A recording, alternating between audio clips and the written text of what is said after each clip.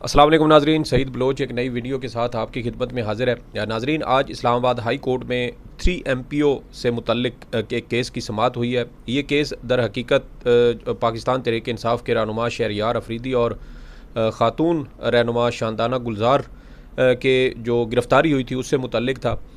آج اس کیس کی سماعت میں کیا ہوا، اس کے علاوہ اسلام آباد کی جو مقامی عدالت ہے اس میں سابق وزیر اعلیٰ پنجاب چودھری پرویز الہی کو پیش کیا گیا۔ عدالت کی جانب سے ان کا 2 روزہ جسمانی ریمانڈ دیا گیا ہے۔ ان دونوں معاملات پر آج گفتگو کریں گے۔ میرے ساتھ سینئر صحافی جہانزیب عباسی موجود ہیں۔ یہ آج اسلام آباد ہائی کورٹ میں موجود تھے۔ کیس کی سماعت کے دوران کیا ہوا اور یہ جو MP O کا قانون ہے یہ کیا ہے، یہ کب بنا، اس کو کیسے استعمال کیا گیا، اس حوالے سے بھی جہانزیب عباسی سے جو ایک قانونی رائے ہے ان کی وہ بھی ان سے جانتے ہیں۔ جہانزیب عباسی صاحب، پہلے تو یہ بتائیں کہ یہ جو 3 MP O کا قانون ہے یہ آپ آج کیس میں بھی موجود تھے، کیس کی جو سماعت ہے اس کا حوال بتائیں، اور اس کے علاوہ یہ بھی بتائیں کہ یہ MP O کا قانون کیا ہے، اس کی ہسٹری اور اس کا بیک گراؤنڈ کیا ہے۔ بہت شکریہ سعید بلوچ۔ MP O یہ ایک انگریز کا لایا ہوا قانون ہے جو بدقسمتی سے ہمارے جو قوانین ہیں اس میں ابھی بھی ایگزسٹ کرتا ہے۔ یہ الگ بات ہے کہ گھوڑا یہاں سے چلا گیا، لیکن ان کے بنائے ہوئے قانون جو ہیں وہ اب بھی یہاں پر موجود ہیں۔ تو یہ بنیادی طور کے اوپر MP O کہتے ہیں کہ مینٹیننس آف پبلک آرڈر، یا جو امن ہے شہر میں وہ قائم کیسے کرنا ہے۔ تو اس کے لیے جو اس کا پیچھے کنسیپٹ یہ تھا کہ اگر کوئی شخص کسی شہر میں یا کسی علاقے میں اگر وہ خطرے کا سبب ہو کہ اس کے سبب بدامنی پھیل سکتی ہے، کچھ فسادات ہو سکتے ہیں، مظاہرے ہو سکتے ہیں، لوگ توڑ پھوڑ کر سکتے ہیں، تو پھر اس شخص کو MP O کے تحت جو ہے وہ حراست میں لیا جاتا تھا۔ تو یہ آج کی جو اسلام آباد ہائی کورٹ میں جسٹس بابر ستار صاحب کے کورٹ میں جو یہ کیس تھا اس پہ جو بنیادی ڈسکشن تھی وہ بھی یہی تھی۔ جسٹس بابر ستار صاحب نے بھی آج یہ کہا کہ جو MP O کا قانون ہے یہ تو وہ قانون ہے جو جس کا ماضی میں اطلاق جو ہے وہ فوجی آمر کیا کرتے تھے۔ جنرل ضیاء الحق کی مثال دی 1980s میں، اور جو سب سے اہم سوال سامنے آیا اسلام آباد ہائی کورٹ کے سامنے، وہ سوال بنیادی یہ تھا کہ MP O جو ہے وہ 60 کے دور میں، 60 کے اوائل میں، 1960 کے قریب جو ہے وہ اس قانون کو دوبارہ سے نافذ کرنے کا فیصلہ کیا گیا۔ مطلب گورے کے جانے کے بعد، پاکستان کی آزادی کے بعد تقریباً کوئی 17-18 سال تو یہ قانون پاکستان میں موجود نہیں تھا، پھر اچانک اس کو ریوائیو کیا گیا۔ جی، تو پھر اس کے بعد جب یہ 1960 میں اس کو دوبارہ سے اس کے اوپر کریٹ ہو کر پھر وہ جب چیزیں امپلیمنٹیشن کی طرف دے گئی، تو جسٹس بابر ستار صاحب کا بنیادی سوال یہ تھا کہ جو کیپٹل ہے اسلام آباد کا وہ تو اس وقت ایگزسٹ ہی نہیں کرتا تھا، وہ اس وقت وجود ہی نہیں رکھتا تھا، تو اس MP O کا اطلاق اسلام آباد کی حد تک کیسے ہو سکتا ہے؟ یہ وہ بنیادی سوال ہے جس کا جواب اسلام آباد انتظامیہ نہیں دے سکی۔ اور پھر اس کے بعد جسٹس بابر ستار صاحب نے 2 کورٹ امائکس یعنی عدالتی معاونین مقرر کیے ہیں، بیرسٹر صلاح الدین اور رانا وقار کو، اور ان کو کہا ہے کہ وہ آپ اس معاملے کے اوپر ہمیں اسسٹ کریں۔ اسلام آباد ہائی کورٹ کے جسٹس بابر ستار صاحب نے کچھ اہم آبزرویشنز بھی دیں۔ انہوں نے یہ کہا کہ یہ ایسے ممکن نہیں ہے کہ اگر ایک DC لیول کے اوپر اگر DC پنڈی کو کوئی اختیار حاصل ہے تو وہ اگر DC پنڈی اگر اسلام آباد کی طرف ٹریول کرتا ہے تو وہ اپنے اس اختیار کو اپنے ساتھ ٹریول کرتا ہوا اسلام آباد میں بھی لے آئے، تو یہ یہاں پر ایگزسٹ نہیں کرتا۔ پھر اس کے بعد جسٹس بابر ستار صاحب نے یہ بھی کہا کہ till the next date of hearing جو MP O ہے اس کا اسلام آباد میں اطلاق نہیں ہوگا، اس پہ عمل درآمد پورے MP O قانون کا کہا ہے، یا زیادہ تر جو خبریں ہم نے دیکھی کہ انہوں نے 3 MP O کا کہا ہے؟ تو MP O میں تو مختلف شکیں ہیں، اگر 3 MP O کے تحت نہیں کریں گے تو ہو سکتا ہے 8 MP O کے تحت کر لیں۔ مختلف جو سیاسی قائدین ہیں وہ 8 MP O کے تحت بھی گرفتار ہوتے رہے ہیں۔ جو اس وقت جو بنیادی گرفتاریاں ہوئیں وہ تو 3 MP O کے تحت ہوئی نا، نقص امن کے تحت۔ اچھا، اس میں ایک چیز بڑی انٹرسٹنگ ہوئی جب اس کیس کی سماعت کے دوران جو شیر افضل مروت ہیں، وکیل تھے شاندانہ گلزار کے، وہ کورٹ میں پیش ہوئے، اور انہوں نے اسلام آباد ہائی کورٹ کے جسٹس بابر ستار صاحب کو یہ بتایا کہ ہم جو ہے ابھی تک شاندانہ گلزار صاحبہ کو موبائل جو ہے وہ واپس نہیں کیا گیا۔ اس پہ SSP صاحب نے کورٹ کو یہ بتایا کہ جی میں چیک کر کے آپ کو انفارمیشن دیتا ہوں۔ تو تو اس پہ بڑی ہی اہم ایک آبزرویشن جسٹس بابر ستار صاحب نے دی. انہوں نے یہ کہا کہ جو 3 MPO کے تحت کسی شخص کو حراست میں لینا ہوتا ہے تو کسی شخص کو 3 MPO کے تحت حراست میں جب آپ لیں گے تو وہ اسٹیٹ کا گیسٹ ہوتا ہے, یعنی وہ سرکار کا مہمان ہوتا ہے.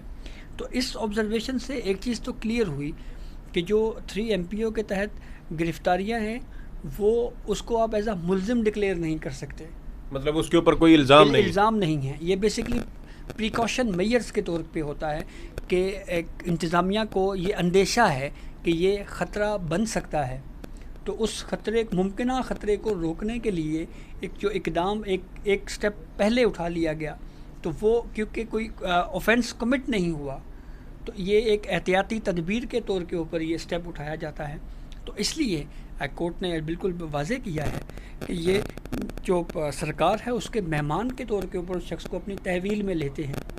تو اس سے یہ کلیئر ہوا کہ 3 MPO کے تحت جو اریسٹ ہے اس کو ہم اس تناظر میں نہیں دیکھ سکتے یہ کہ اس کو کوئی ملزم بنا دیا گیا. تو یہ مہمان کو پھر حوالات میں تو بند نہیں کیا جاتا, اس کو تو پھر یہ ہے کہ آپ کسی گیسٹ ہاؤس میں یا کسی ریسٹ ہاؤس میں رکھیں گے تو یہاں پر نظر بند کر دینا. جی تو یہاں پہ تو وہ اس کو تھانوں میں بند کر دیتے ہیں, جیلوں میں ملزمان کے ساتھ, تو پھر یہ رویہ غلط نہیں ہے؟ بالکل ایسے ہی ہے, یہ غلط رویہ. اور بالخصوص ہم نے دیکھا کہ عدلیہ سے جو پولیٹیکل لوگ جن کے اوپر کیسز تھے ان کو جب ضمانتیں ملی تو ان احکامات کو غیر مؤثر کرنے کے لیے پھر MPO 3 کا استعمال کیا گیا, چاہے وہ شہریار افریدی ہوں, چاہے وہ شندانہ گلزار ہوں, چودھری پرویز الہی ہوں.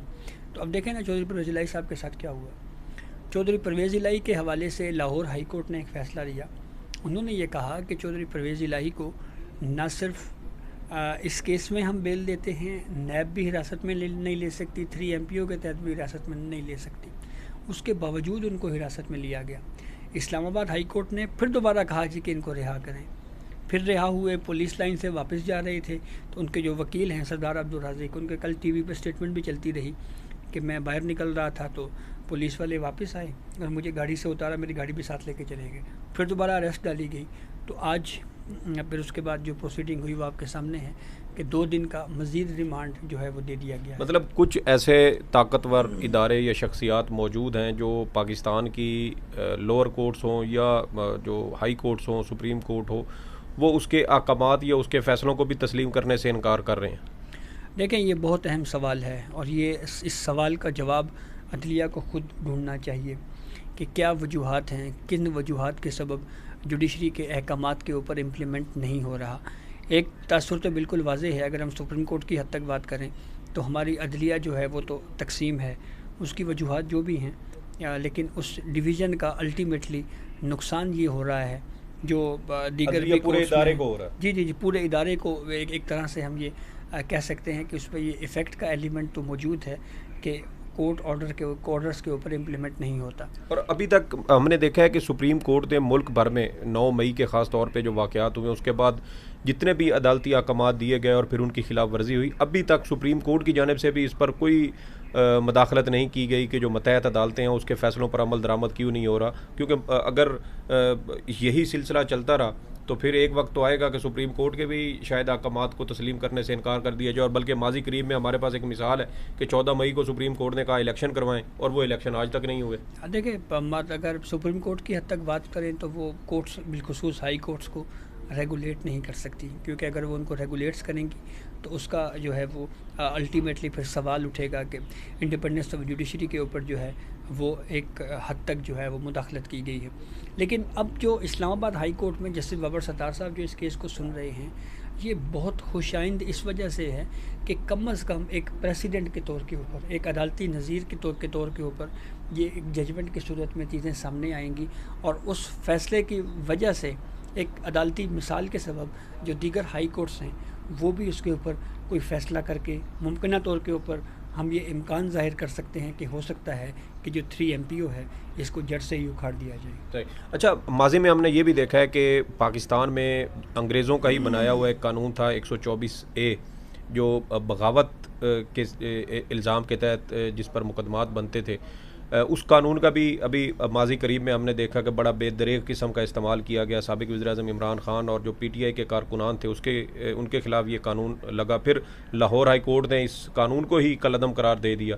تو کیا آپ سمجھتے ہیں کہ اب عدلیہ آہستہ آہستہ ان چیزوں کو ریئلائز کر رہی ہے کہ یہ جو گورے کے بنائے ہوئے قانون تھے، جو اس وقت جو تقسیم ہند سے بھی پہلے کی بات ہے، تو اس وقت جو قوانین بنے ہوئے تھے، اب پاکستان ایک آزاد ملک ہے اور ایک آزاد ملک میں اس طرح کے جو کالونیل قوانین ہیں ان کی اس وقت کوئی گنجائش نہیں ہے. بالکل درست بات ہے. اور اس حوالے سے صرف یہ 2 قوانین تو اس وجہ سے سامنے آئیں کہ اس سے کچھ لوگ متاثر ہوئے.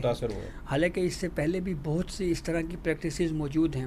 مثال کے طور پہ اب ایک ڈاکومنٹ ہے، وہ ایک اسٹوڈنٹ نے یا ایک شہری میں اٹیسٹ کروانا ہے، تو ایک گیزیٹڈ آفیسر ہوگا، وہ اس کو تصدیق کرے گا. تو اس پریکٹس کے بارے میں بھی یہ کہا جاتا ہے کہ یہ بھی انگریز بہادر جو ہے وہ اپنی اتھارٹی کو برقرار رکھنے کے لیے اور اپنے جو گیزیٹڈ آفیسرز تھے کہ ان کا روب معاشرے میں ہو اور ان کی ایک اتھارٹی قائم ہو، یہ انہوں نے ایک چکر چلایا. بالکل اسی طرح سے یہ جو ڈومیسائل کا ایشو ہے، پھر اٹیسٹیشن، تو یہ بہت سی ایسی چیزیں ہیں جس پہ نئے سرے سے اصلاحات لانے کی ضرورت ہے.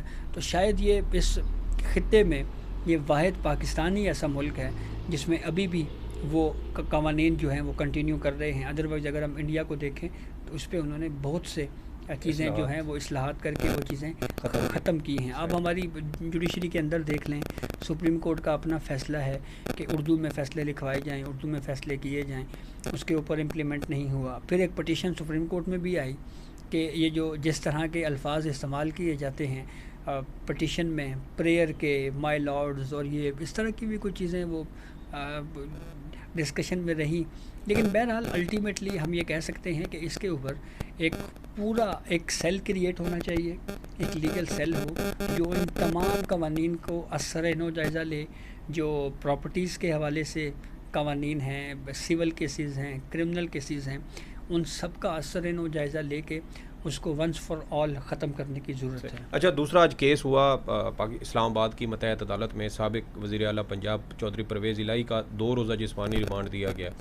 اب یہ 18 مارچ 2023 کی یہ FIR ہے جس میں ان کا نام بھی نہیں ہے، اور 18 مارچ 2023 کو چودھری پرویز الہی زمان پارک لاہور میں موجود تھے. انہوں نے وہاں پر پریس کانفرنس بھی کی. وہ پریس کانفرنس پاکستان بھر کے نیوز چینلز پر چلی.